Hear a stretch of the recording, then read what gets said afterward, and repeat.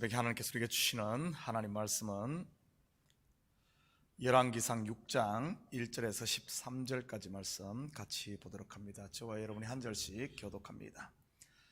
이스라엘 자손이 애굽 땅에서 나온 지 480년이요 솔로몬이 이스라엘 왕이 된 지 4년 15월 곧 둘째 달에 솔로몬이 여호와를 위하여 성전 건축하기를 시작하였더라.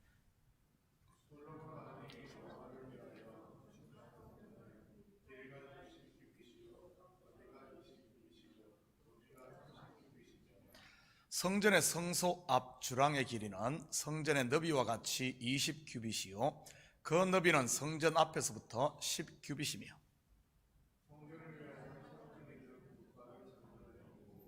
또 성전의 벽 곧 성소와 지성소의 벽에 인접하여 돌아가며 다락들을 건축하되 다락마다 돌아가며 골방들을 만들었으니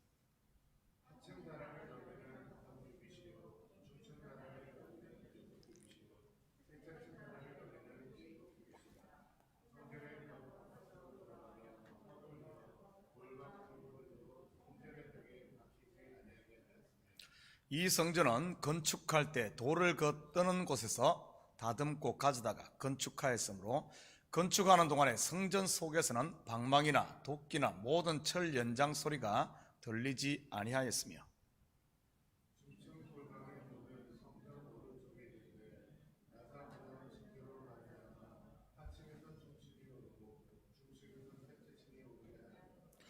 성전의 건축을 마치니라. 그 성전은 백향목 석가래와 널판으로 덮었고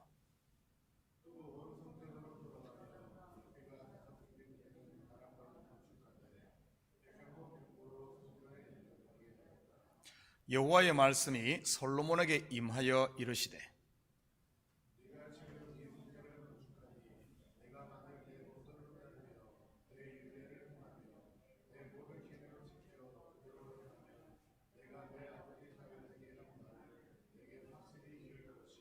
함께 읽겠습니다.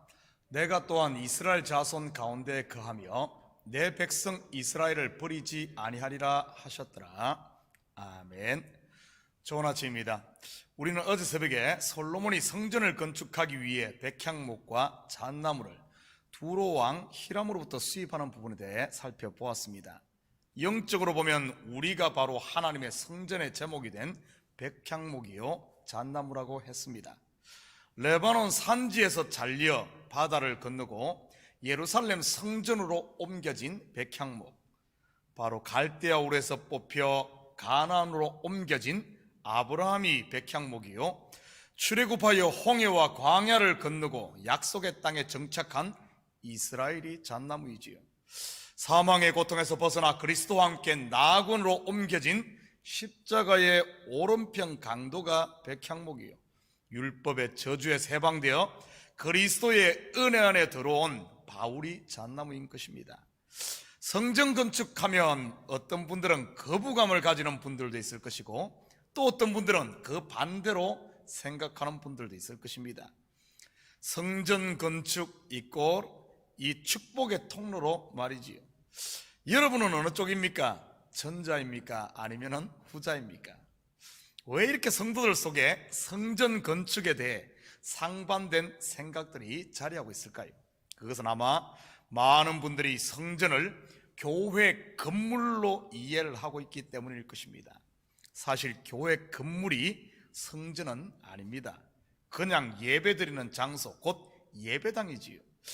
그렇다면 이 시대 성전은 무엇일까요? 어제 새벽에 우리가 살펴보았듯이 거듭난 성도들이 바로 성전입니다. 다시 확인합니다. 고린도전서 3장 16절입니다. 너희는 너희가 하나님의 성전인 것과 하나님의 성령이 너희 안에 계시는 것을 알지 못하느냐. 예배당 건물이 성전이 아니라 성도가 성전이요 하나님의 나라인 것이지요. 바로 성전 건축은 헌금 많이 내는 것이 아니라 우리의 마음을 그분께 드리는 것입니다. 성령이 일하실 수 있도록 말이지요. 이것을 다른 말로 하면 자기가 매일 죽는 자기 부인이 바로 성전 건축입니다.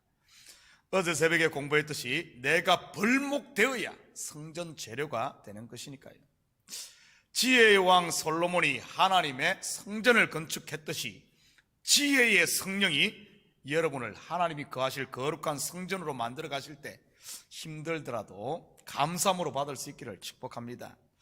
먼저 성전의 역사를 간단하게 살펴보도록 하죠. 성전의 시작은 일반적으로 우리가 생각하는 모세가 광야에서 세운 성막 이전에도 있었습니다. 단지 이름과 모양이 달랐지만 말이지요.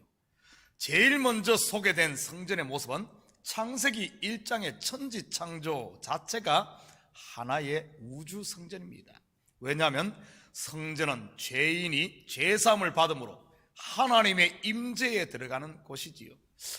여기서는 이러한 모습을 6일간의 천지창조 후 제7일에 완성과 함께 안식하는 모습으로 그려주고 있는 것입니다. 그 후에 에덴 동산 곧 에덴 성전, 족장들이 장막을 친 곳에서 제사를 드렸던 장막 성전, 그리고 모세가 시내산에서 하나님으로부터 식양을 받아 만든 성막이 있습니다. 가나안에 정착한 후에는 성막이 산당에 모셔져 있다가 다윗이 다윗성으로 언약궤를 옮겨지요. 그리고 오늘 본문의 솔로몬이 돌 성전을 짓습니다. 그런데 이 솔로몬 성전 또한 바벨론에 의해 파괴됨으로 모든 성전의 기명들이 바벨론으로 옮겨집니다. 70년의 바벨론 포로를 마친 이스라엘은 스룹바벨과 함께 고토로 돌아와 성전을 재건합니다. 그것이 바로 스룹바벨 성전이지요. 그 뒤 남유다는 헬라 제국의 속국을 거쳐 로마의 식민 통치 아래로 들어갑니다. 이때 쇠락한 예루살렘 성전을 헤롯이 무려 46년에 걸쳐 정축을 하게 되는데, 예수님 당시의 성전이 바로 이 헤롯이 정축한 성전입니다. 그리고 땅에 세워진 이러한 돌 성전의 실체가 되시는 하늘 성전이신 예수님이 친히 인간의 몸을 입고 오시자 예수님 자신이 몸 성전이었던 것이지요. 그 후 예수님께서 죽으시고 부활 성천 후에 성령이 강림하심으로 성령이 임한 성도들이 성전이요 곧 교회인 것입니다. 여기에 있는 저와 여러분이 하나님이 함께 하시는 임마누엘 성전이지요. 이 사실을 바로 안다면 어떻게 성도들이 아무렇게나 막 살 수 있겠습니까? 우리가 바로 거룩한 성전인데 말이지요. 어제에 이어 계속해서 본문을 통해 솔로몬의 성전 건축 속에 담긴 복음을 공부해 보도록 하겠습니다. 1절입니다. 이스라엘 자손이 애굽 땅에서 나온 지 480년이요 솔로몬이 이스라엘 왕이 된 지 4년 11월 곧 둘째 달에 솔로몬이 여호와를 위하여 성전 건축하기를 시작하였더라. 이것은 한마디로 성막 시대의 마감과 성전 시대의 개막을 말하는 것입니다. 구속사의 그림으로 본다면 율법 시대의 마감과 은혜의 해의 시작이라고는 할까요? 왜냐하면 솔로몬은 예수 그리스도의 예표적인 인물이기 때문이지요. 그렇다면 어떻게 해서 출애굽으로부터 480년이 되는지 우리 잠시 이 연도를 한번 살펴보도록 합니다. 출애굽 광야 생활이 40년입니다. 그리고 가나안 정복 및 땅 분배가 한 16년 정도, 사사시대가 340년, 사울 통치기간이 40년이었고 또 다윗 왕의 통치기간이 40년, 그리고 솔로몬 제위 4년, 이렇게 계산하면 도합 480년 정도 됩니다. 이렇게 구체적으로 연대를 기록한 것은 새 시대를 시작임을 강조하기 위해서 연대를 구체적으로 기록한 것이죠. 2절입니다. 솔로몬 왕이 여호와를 위하여 건축한 성전은 길이가 60규빗이요 너비가 20규빗이요 높이가 30규빗이며 1규빗은 남자 장정의 발꿈치부터 손가락 끝까지의 길인데 대충 한 50cm 정도로 봅니다. 그렇다면 솔로몬 성전의 크기는 길이가 30m, 폭이 10m, 그리고 높이가 15m 크기입니다. 높이는 3층으로 지어졌으니 당시에는 규모가 상당히 크고 웅장한 건물이었습니다. 노아가 지은 방주도 3층으로 되어 있으며 당대는 가장 큰 규모의 배였지요. 그런데 이 크기는 모세가 광야에서 지었던 성막의 2배 사이즈입니다. 그리고 광야의 성막에는 없던 낭실이나 창들이 추가되었으며 성전의 바깥 벽에 잇대어서 3층 구조 건물이 이렇게 있었는데 30개의 골방이 들어서 있었습니다. 이 골방들은 제사장들이 예복을 갈아입고 제물을 먹으며 제물들을 보관하고 제사장들이나 레위인들의 거처 장소로도 사용되었습니다. 우리 7절 같이 봅니다.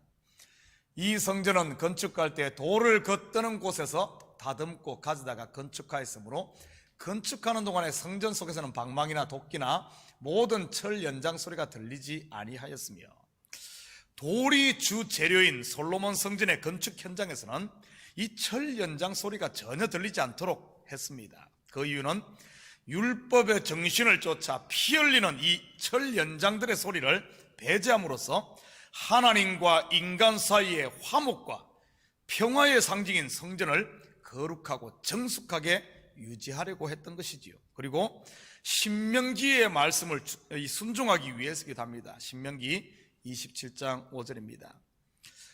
또 거기서 내 하나님 여호와를 위하여 제단 곧 돌단을 쌓되 그것에 쇠 연장을 대지 말지니라.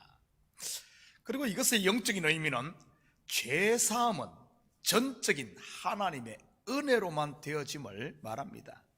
죄사함의 주체가 하나님이지 죄인인 인간들의 어떠함으로 인함이 아니라는 사실입니다. 그래서 인간이 하나님의 성전 돌을 다듬든지 어떤 이렇게 하는 행위들은 인간의 의가 가미되면 안 된다는 것을 말하지요. 그런데 안타깝게도 이 시대의 많은 성도들조차도 이 부분에 대해 잘못 알고 있는 경우가 많습니다. 마치 죄사함이 죄인의 간절함이나 아니면은 어떤 정성에 의해 달려있는 것처럼 말이지요. 심지어 교회가 타락했던 중세시대는 헌금의 액수에 따라 죄사함이 결정된다거나 아니면 고행이나 수행의 정도에 따라 결정된다고까지 생각을 했었지요. 이런 잘못된 사상들은 대부분 다른 종교에서 유입된 것이거나 아니면 인본주의의 영향인 것을 알아야 됩니다. 죄사함을 받아 구원에 이르는 것은 전적인 하나님의 은혜임을 잊지 마시기 바랍니다. 또한 이 말씀은 유월절 제사에 누룩을 넣지 말라는 것과도 맥을 같이 합니다. 누룩은 바로 율법의 누룩을 말하는 것으로 율법의 의를 말하는 것이지요. 구원에 율법의 의가 들어가면 안 된다는 겁니다. 율법의 의로는 하나님의 의에 이를 수 없다고 사도 바울은 로마서에서 말하고 있지 않습니까? 확인합니다. 로마서 3장 20절입니다.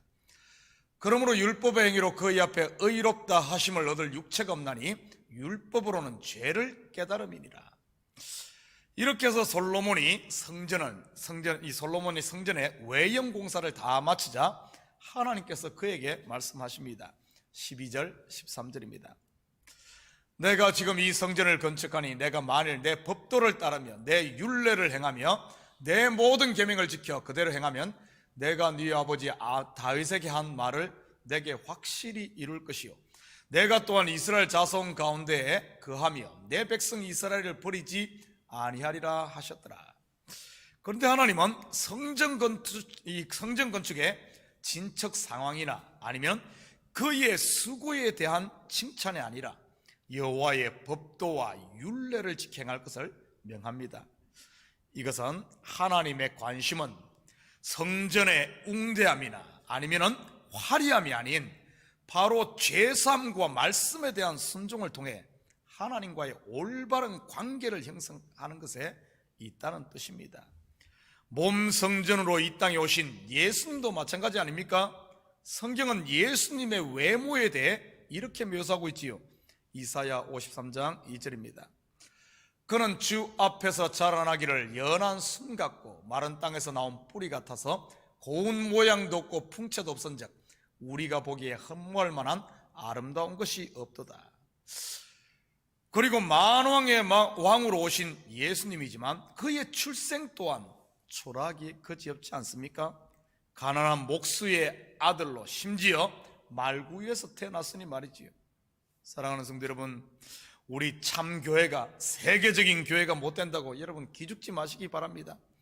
여러분이 위대하고 대단한 일 못했다고 아니면 교회에서, 가정에서, 사회에서 리더의 자리가 아니라고 해서 여러분 서운해할 필요 전혀 없습니다.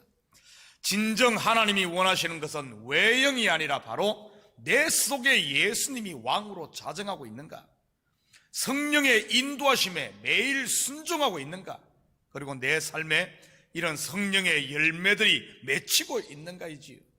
사람은 외모를 보지만 하나님은 중심을 보시는 분입니다. 오늘 하루도 여러분의 선 바로 그곳에서 생명의 향기를 은은히 풍김으로 여러분을 통해 그리스도의 영광을 드러내는 하나님의 거룩한 성전으로 사는 이런 복된 하루가 되시기를 주님의 이름으로 축복합니다. 같이 기도하십시다. 사랑의 아버지 하나님, 참으로 감사드립니다. 우리를 하나님이 임재하시는 거룩한 성전으로 불러주신 하나님, 아버지 하나님, 우리 속에 주님이 왕으로 자정하심으로 말미암아 매일매일의 삶이 아버지 하나님 주님의 은혜 안에 가는 삶, 평강을 누리는 삶, 아버지 하나님 주님과 동행하는 임마누엘로 사는 저희들 되게 우리 주님 도와주시옵소서. 너무나 많이 우리가 아버지 외형에 치우쳐 있지는 않습니까? 하나님, 이제는 겉을 보는 것이 아니라 우리 속을 보시는 주님처럼 아버지 하나님 우리 속을 다듬어가는 주님 앞에 온전히 드릴 수 있는 저희들 되게 하시고, 성령이 우리를 다루실 때 때로는 힘들고 아프고 옛것들 뽑아내야 되고 잘라내야 될 때 아버지 하나님 힘들어하거나 괴로워할 것이 아니라 아멘으로 순종함으로 주님께 맡김으로 우리가 거룩한 그리스도의 성전, 그리스도의 신부로 아름답게 탄장되어져 가게 도와주시옵소서. 오늘 하루 삶도 우리가 선 그곳이 바로 거룩한 땅임을 알고 아버지 하나님 내가 선 곳에서 그리스도의 향기를 풍기는 아름다운 성도들 되게 하시고, 이 새벽 간구하는 기도마다 주님께서 속히 응답하여 주시옵소서. 감사드리며 예수님의 이름으로 기도드립니다. 아멘.